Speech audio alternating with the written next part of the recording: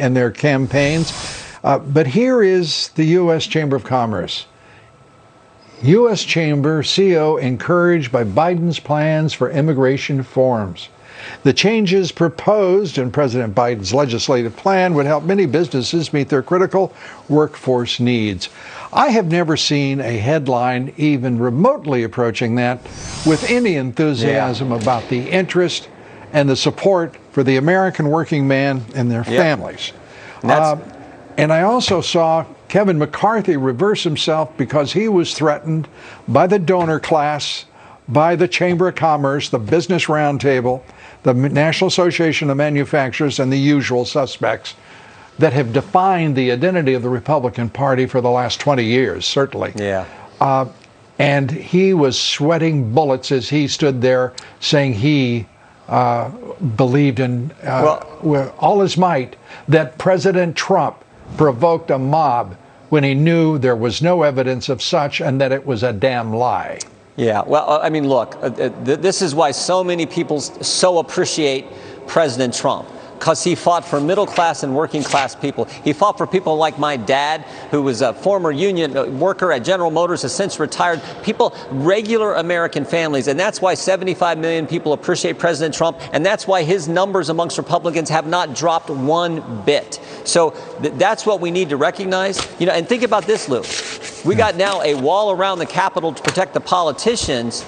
But the wall on the southern border that's supposed to protect the people we represent, that's not going to continue. That shows the difference. Let's remember the middle class, working class, the American people who make this country a special place. That's what President Trump did, and that's why so many people so appreciate what he did. Well, and you and I among them. I just remember a time, Congressman, when in this country we didn't talk about class. We didn't talk about working class. We didn't talk about anything but the middle class, perhaps. But the fact of the matter is, working men and women and their families right now have no representation. This president has made it clear who has his priority, his attention, his interest. President Trump, as you say, stood up for the working man and the family, and working men and women and their families.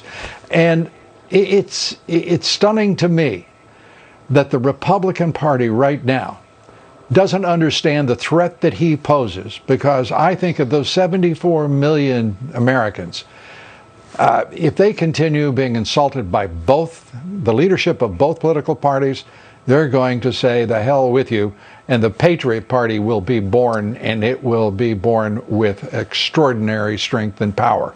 You get the last word. Well, I hope we can stay together as a Republican Party with President Trump as the leader of that party. I think that's what's best for the country. You're exactly right.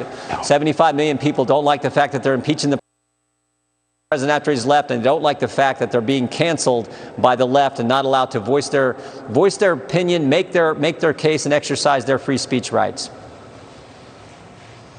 Congressman Jim Jordan, always great to have you with us.